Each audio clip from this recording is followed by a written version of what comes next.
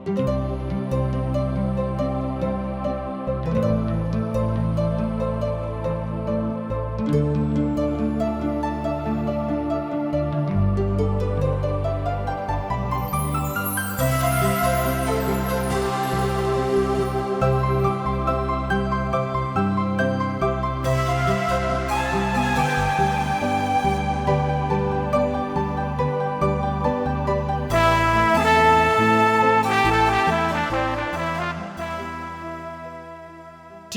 द्वारा प्रसारित कार्यक्रम जिंदगी की राह में आप सबका हार्दिक स्वागत बा। ये एगो क्रमबद्ध ढंग से बाइबल अध्ययन है और हमनी के जिंदगी खातिर एगो उपहार हवे। परमेश्वर चाहे लें कि हर आदमी का जीवन पवित्र होखे, हर आदमी पाप से छुटकारा पाए ताकि दंड का भागी ना बने। एक कार्यक्रम के द्वारा हम यही दिशा में आप सबका मार्गदर्शन करतनी। तो चलिए आज की कार्यक्रम के आरंभ कइल जा। वचन अध्ययन से पहले सुनी एगो सुंदर आत्मिक गीत। प्रभु खातिर बदला विचार हो, छोड़ दुनिया जहनवा। प्रभु खातिर बदला विचार हो, छोड़ दुनिया जहनवा। प्रभु खातिर बदला विचार हो, छोड़ दुनिया जहनवा।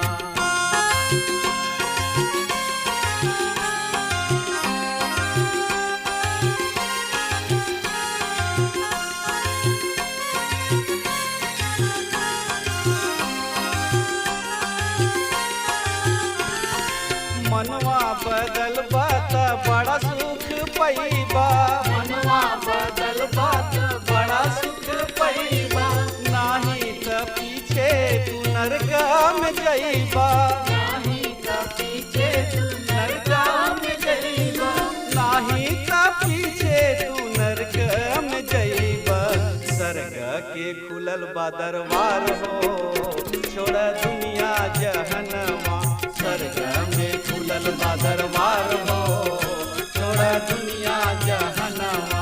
प्रभु खातिर बदला विचार हो, छोड़ दुनिया जहनवा।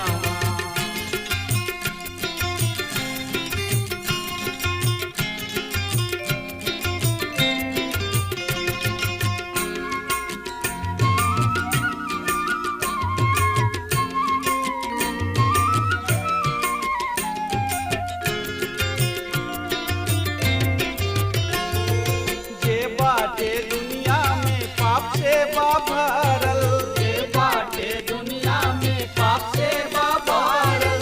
बिन यीशु नाम के केहू न तरल। बिन यीशु नाम के केहू न तरल। बिन यीशु नाम के केहू न तरल।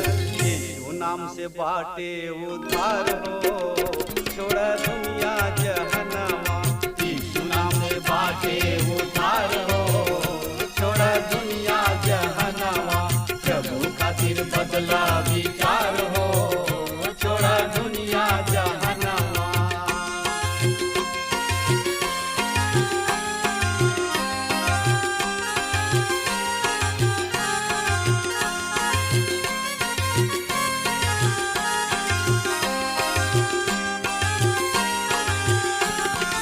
जब रउआ चाहिए जिंदगी सुधारे।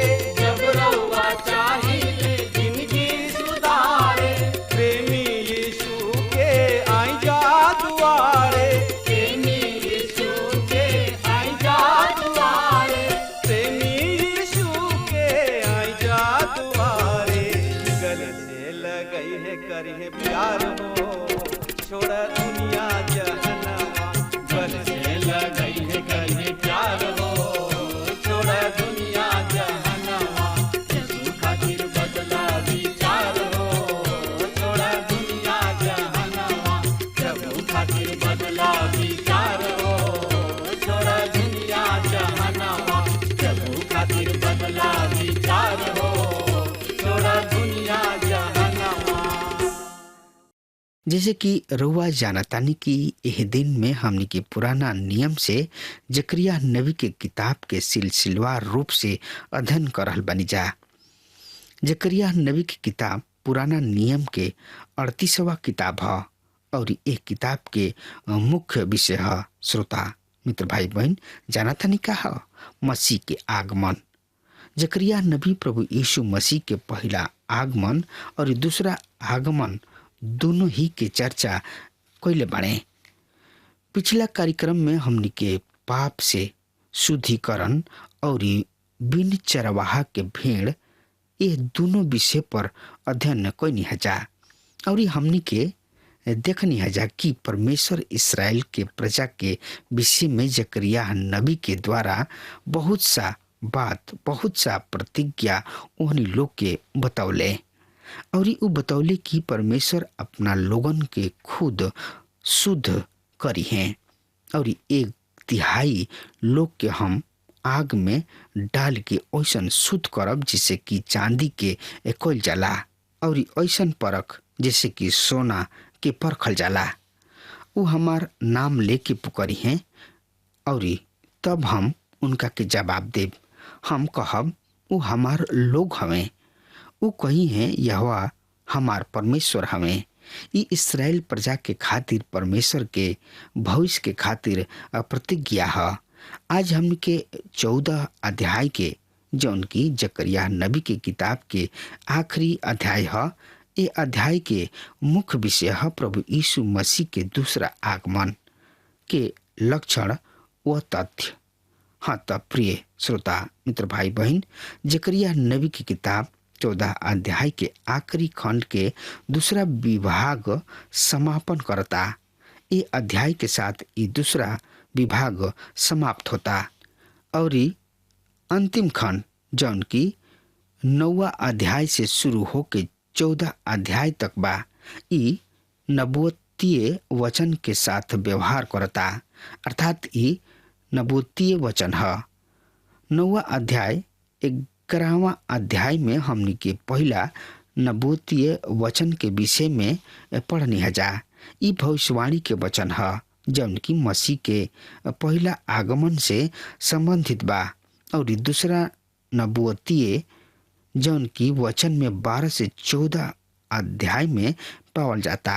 हमरा साथ मसीह के दूसरा आगमन के नबूवतीय विपक्ष हमने के एकरा में प्रभु यीशु मसीह के दूसरा आगमन के विषय में नबूवत के पढ़ता नहीं जा।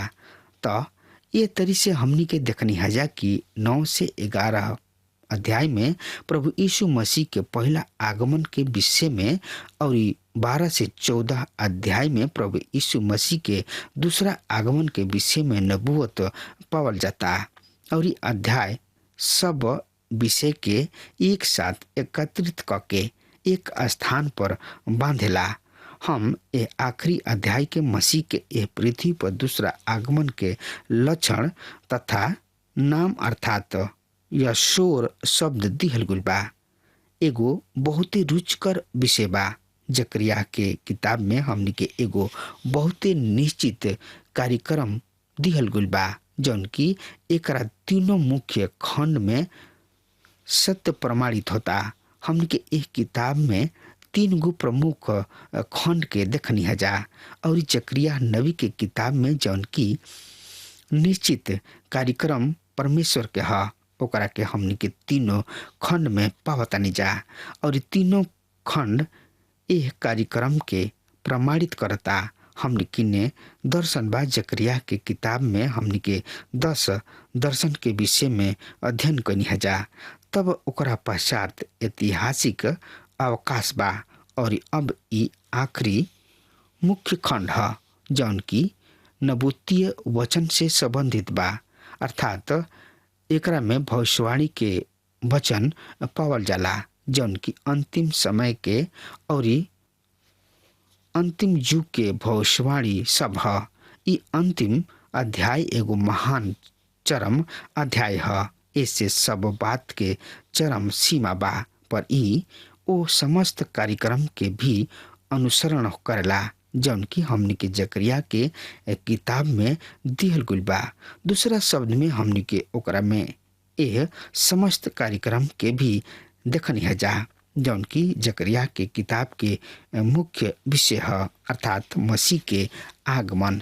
ये आखिरी खंड हमने के मसीह के दूसरा आगमन पर उनका राज के स्थापना के ओर ले जाता। और यह अध्याय में हमने के देखे के कि हमने के परमेश्वर पिता कौना तरी से अवगत करवावताणे कि प्रभु यीशु मसीह के राज एह पृथ्वी पर कौना तरी से स्थापित होई और कब स्थापित होई, ओकर का लक्षण होई। एगो प्रत्येक मुख्य खंड में जकरिया नबी ओ समय के लोगन के प्रोत्साहित करताणे, जौन की ओ समय बहुत से कार्यक्रम के कारण बहुत सा निराशाजनक परिस्थिति सब के कारण निराश हो गए रहे। उनका सामने मंदिर के कार्यक्रम रहे, जबकि सुलेमान के मंदिर रहे बहुत तुच्छ सा दिखाई देत रहे और भी बहुत सा समस्या उनका सामने रहे। जकरिया नबी उनका के प्रोत्साहित करे खातिर परमेश्वर के एगो कार्यक्रम के उनका सामने रखताणे और वो कार्यक्रम जौन की भविष्य के कार्यक्रम है, वो भविष्य के कार्यक्रम के विषय में नबूवत करताणे और अपना लोगन के प्रोत्साहित करताणे। यह अध्याय से संबंधित कुछ मुख्य बात बा यहाँ पर जौन के हम पहले से स्पष्ट क देवे चाहतानी ताकि रुआ कोनो संदेह में न रही। सबसे पहले बात ई बा कि ई अध्याय पूर्णतः नबूवतीय है, अर्थात ये अध्याय में नबूवत के बात बा, भविष्यवाणी बा। दूसरा बात 14 अध्याय जौन में कोनो ऐसा नबूवत ना रहे जेकर संबंध हमनी के समय से बा। ध्यान रखी कि इस अध्याय में ऐसा कौनो नबूवत नहीं के जौन की वर्तमान समय में पूरा होके वाला नबूवत होके। ई नबूवत भविष्य में पूरा होके वाली नबूवत है। ई पूर्णतः भविष्य में पूरा होके वाली बात है। ई युग के अंत के विषय में हमनी के बतावले जौन की हमनी के 1000 वर्षीय राज में ले जाला। दूसरा शब्द में हमनी के ये बात पर विचार करे के जौन की 1000 वर्षीय राज के विषय में हमनी के बतावले जौन की प्रभु यीशु मसीह के सहर्ष वर्षीय राज के स्थापना के विषय में हमनी के बतावले जौन की प्रभु यीशु मसीह के सहस्र वर्षीय राज के स्थापना के विषय में बतावले। कुछ लोग इन नबूवत के वर्तमान समय से जोड़े के प्रयास करलन और ये हमनी के कोनो भी चित्र धोखा के ओर ले जा सकेला कि हमनी के कोनो विचित्र तरीके व्याख्या करके बैठी जा और हमनी के परमेश्वर के केंद्रीय बिंदु से हट जाई जा। परमेश्वर के मुख्य संदेश हमनी तक ना पहुंचा सके और इससे हम रुआ के पहले ही से अवगत करावे चाहतानी कि कोनो भी नबूवत ना पहुंचा सके और इससे हम रुआ के नबूवत के हमनी के वर्तमान समय से जोड़े के प्रयास मत करी। और ये खातिर ध्यान रखी कि ये अध्याय पूर्णतः एगो नबूवत के अध्याय है। ये आज भी नबूवत है और ये भविष्य के ओर संकेत करता। वर्तमान समय में भी ये एगो नबूवत के वचन है। हम जवन भी व्याख्या करी ओकरा संदर्भ में सत्य तालमेल अर्थात सामंजस्य होकल बहुते जरूरी बा। कई हाली हमनी के बहुत सा व्याख्या करे चाही न जा, पर हमनी के ध्यान रखे के चाही कि ओ नबूवत के ओ व्याख्या के संदर्भ और ओकर तालमेल सही होके के चाही, ओकरा संबंध के साथ सही तालमेल होके के चाही। रुआ चाही नबूवत के व्याख्या करी या पवित्र बाइबल शास्त्र के व्याख्या करी, ओकरो से पहले और बाद के संदर्भ के अपेक्षा नहीं कर सकत। रुआ ओकरा पहले के संदर्भ और ओकरा बाद के संदर्भ के जरूर से जरूर देखे के चाही। हम रुआ के एगो सलाह देवे चाहतानी जौन की सही में अर्थपूर्ण बा और रुआ खातिर उपयोगी होई। यदि रुआ कोनो प्रचारक के या कोनो बाइबल शिक्षक या कोनो पास्टर पादरी के विश्वास के वास्तविक स्थिति के विषय में जाने चाहतानी तो रुआ उनका सामने जकरिया नबी की किताब के 14वां अध्याय के ले जाई और उनका से कहीं कि ऊ रउआ खातिर व्याख्या करस और जौना ढंग से वो आदमी यहाँ 14वां अध्याय के साथ व्यवहार करी हैं उनकर व्याख्या पेश करी हैं रउआ ओकरा द्वारा उनका विश्वास के परख कर सकतानी। ये बहुत ही महत्वपूर्ण अध्याय है। एकरा द्वारा रुआ कोनो भी विश्वास के परख कर सकतानी। सही परिचय के साथ हमनी के 14वां अध्याय के शुरू करे के तब और ज्यादा से ज्यादा जानकारी खातिर रुआ अपन पवित्र शास्त्र बाइबल निकाल लिहनी। हाँ तो उनमें देखी श्रोता मित्र भाई बहन जकरिया नबी के किताब 14 अध्याय 1 से 7 पद ए तरी से बखान कर रहल बा। देख यह परमेश्वर के उ दिन आ रहल बा जब तोहरा में से लूटल गोल धन तोहरा में बाटल जाई, काहे कि हम सब जाति के लोगन के यरूशलेम से युद्ध करे खातिर जमा करब तथा नगर पर अधिकार क लिहल जाई। पर के लूट लिहल जाई, स्त्री सब भ्रष्ट क दिहल जाई तथा नगर के आधा भाग निर्वासन में चल जाई, पर शेष लोग नगर में रह जाई हैं। तब यह परमेश्वर महायुद्ध के तैयारी के साथ सब जाति के विरुद्ध मुंह करे निकली हैं। वो दिन वो जैतून पहाड़ पर जौन की पूरब दिशा में बा यरूशलेम के सामने बा गोड़ धरी हैं। तब जैतून पहाड़ यानी कि पर्वत बीचों बीच पूरब से पश्चिम तक फाट जाई, जौना से आधा पर्वत उत्तर के ओर तथा आधा दक्षिण के ओर सरक जाई। तब तू हमरा पर्वत के तराई आसेल तक पहुंची। हाँ, तू ठीक वही तरी मंगब जौना तरी यहूदा के राजा उजिया के दिन के भूकंप के आगे आयल रहे। तब यहोवा हमार परमेश्वर अपन समस्त पवित्र जन के साथ अहन और ओह दिन ऐसन होई कि प्रकाश ना रही, सब प्रकाश पिंड बुझ जाई। उ अनोखा दिन ऐसन होई जौन कि यहोवा परमेश्वर ही जानताणे। ना दिन होई ना रात, पर ऐसन होई कि संध्या समय उजियाला होई। प्रभु अपना वचन पर आशीष दे, आमीन। हाँ श्रोता मित्र भाई बहन, यहाँ पहला पद में हमने के देखनी है जाए यह परमेश्वर के उ दिन आ रहल बा जब तोहरा में से लूटल गोल धन तोहरा में बांट दिहल जाई। यहाँ एक खाली फिर ये सुघर कथन हमने के सामने बा कि यहोवा के दिन आ रहल बा। और जब विषय 1 से 3 में हमने के सामने बा ओ में हमने के यरूशलेम के घेरा बंदी के पावतन जा। 1 से 3 पद में हमने के यरूशलेम के घेराबंदी के विषय में बतावल गइल बा। तब 4 से 7 पद में यीशु मसीह के व्यक्तिगत आगमन के विषय में हमने के बतावल गइल बा। ये सब कुछ किताब के अन्य अध्याय सब में भी हमने के देख चुकल बानी जा, पर यहाँ हमने के एकरा भिन्न दृष्टिकोण से देखे के। उदाहरण के रूप में यरूशलेम घेराबंदी तथा महाक्लेश युग से संबंधित जौन बात अनुच्छेद के महत्वपूर्ण है वो ई रहे। एकरा बाद आवे वाला भाग पर विशेष पर तथा उनकर छुटकारा तथा जकरिया लोगन के प्रोत्साहन के खातिर नबूवत कर रहल बने। पर यहाँ 14 अध्याय के एह पद में हमने के देखतानी जा कि प्रभु यीशु मसीह के दिन वो युग से होके गोइल ऐसन महान त्रासदी है। यहाँ पर विशेष रूप से प्रभु के दिन के त्रासदी के प्रकट कल गुल बा और ई दर्शावल गुल बा कि प्रभु के दिन के ओह युग से होके गोइल महान त्रासदी है, एगो दुखद घटना है। योएल नबी बतौले कि प्रभु के दिन उजियाला के ना वरन अंधकार के दिन हुई। ये अंधकार से शुरू होता। अनेक लोग जब प्रभु यीशु मसीह के नाम सुनेलन तो उनका मन में यह विचार पैदा होला कि प्रभु के दिन उजियाला के दिन हुई। वहाँ बड़ा आनंद हुई, बड़ा शांति हुई, उत्साह हुई, रोवे के ना हुई। पर हमार प्रिय श्रोता मित्र भाई बहन, प्रभु के वचन योएल नबी के द्वारा स्पष्ट करता है कि प्रभु के दिन उजियाला के ना वरन अंधकार के दिन हुई। ये दिन अंधकार से शुरू होता।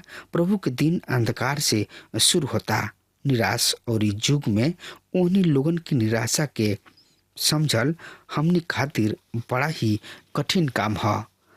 देख हवा परमेश्वर के दिन आ रहल बा। जकरिया नबी एह बात के स्पष्ट करताणे। कौन सा दिन? उ दिन जौन की अंधकार के दिन ह, जौन की महाक्लेश के दिन ह। मित्र, ई अभिव्यक्ति मुख्य समाचार के सामग्री है और ई आवे वाला दिन के संदर्भ में बा, जौन की अभी भी भविष्य के विषय है। कलिसिया के पृथ्वी पर से हटावल गोला के पश्चात जब मसीह विरोधी महाक्लेश लेके आई हैं, यद्यपि संसार के विश्वास ई बा कि उ 1000 वर्षीय राज लेके आई हैं, पर ऐसा नइखे। मसीह विरोधी 1000 वर्षीय राज लेके आई हैं। उ एगो महान क्लेश लेके आई। अनेक लोगन के विचार बा कि कोनो प्रगतिशील अथवा विकसित देश के कोनो महान नेता 100 वर्षीय राज लेके आई हैं। तो हम कहब कि उनकर विचार निराशजनक तथा मिथ्यापूर्ण विचार बा। काहे कि प्रभु यीशु मसीह कहलन, इस स्वर्ग राज के स्थापना केहू नहीं कर सकत। काहे कि प्रभु यीशु मसीह ही निष्कलंक, निर्दोष और पवित्र हवे। उहे परमेश्वर के निष्कलंक अवतार हवे। उहे ये धार्मिकता के राज के स्थापना कर सकलन। प्रभु यीशु मसीह के अतिरिक्त ये स्वर्ग राज के स्थापना केहू नहीं कर सकत। केवल उनके योग्यता बा 100 वर्षीय राज के स्थापना करके। देख यवा परमेश्वर के उ दिन आ रहल बा। तब दूसरा पद में हमनी के पढ़तनी जा, कहे कि हम सब जाति के लोगन के यरूशलेम से युद्ध करे खातिर एकत्रित करब। तब नगर पर अधिकार क लिहल जाई, घर लूट लिहल जाई, स्त्री सब भ्रष्ट कल जाइ हैं। तब नगर के आधा भाग निर्वासन में चल जाइ हैं, पर शेष लोग नगर में रह जाइ हैं। श्रोता मित्र भाई बहन, ई यरूशलेम के अंतिम घेरा बंदी है और ई समस्त राष्ट्र एकरा में सम्मिलित हुई, अर्थात सब राष्ट्र ए घेरा बंदी में प्रतिनिधित्व करी हैं। रउआ का कह सकतानी कि ऐसन काहे हुई? ऐसन कैसे हो सकता? मित्र, विश्वव्यापी स्तर पर एगो ऐसन विशाल सेना बनी, एगो संयुक्त सेना बनी, जौन की संयुक्त रूप से यरूशलेम पर चढ़ाई करी। सही में ई जैसे बतावल गइल बा कि नगर पर अधिकार क लिहल जाई, घर लूट लिहल जाई। मित्र, स्त्री सब भ्रष्ट कल जाई हैं। ये बहुते दुखद फोटो है। जकरिया नबी यहाँ 3 गो बात के उल्लेख करताड़े और उ 3 गो बात बा जौन की नगर पर अधिकार क लिहल जाई, स्त्री सब भ्रष्ट कल जाई हैं। तीसरा पद में हमने के पढ़तन जा, तब यहोवा परमेश्वर महायुद्ध के तैयारी के साथ सब जाति सब के विरुद्ध युद्ध करे निकली हैं। मित्र, ये ओ छुड़ावे वाला के चित्र है, अर्थात परमेश्वर के चित्र है, जौन की आवे वाला बाणे, अर्थात परमेश्वर पुत्र प्रभु यीशु मसीह। ई उस समय हुई जब उनकर सहायता ना तो उत्तर से आई और ना दक्षिण से, ना पश्चिम से, ना पूरब से, पर उनकर सहायता परमेश्वर से आई। परमेश्वर जौन की सड़क और पृथ्वी के सृष्टिकर्ता हमें, उ प्रभु यीशु मसीह के अतिरिक्त कोनो अन्य आदमी ना होई जौन की एह पृथ्वी पर एह लोगन के छोड़ावे वाला के रूप में आई हैं। अच्छा तो मित्र, आज हम यहाँ में ठहर जातनी। अगला कार्यक्रम में यही विषय के लेके पुनः उपस्थित होखब। तब तक खातिर रुआ हमरा के आज्ञा दी। परमेश्वर हुआ के बहुते बहुते आशीष देश। आमीन। हमके विश्वास बा कि ई कार्यक्रम आप सब खातिर फायदेमंद सिद्ध भइल हुई। अगर आप सबके लगे बाइबल से चाहे आपकी निजी जिंदगी से कोनो सवाल होके, चाहे कोनो समस्या खातिर प्रार्थना करावे चाहतनी, तो हमारी फोन नंबर पर जरूर संपर्क करें और आज का दिन आप खातिर सुखद बनावे।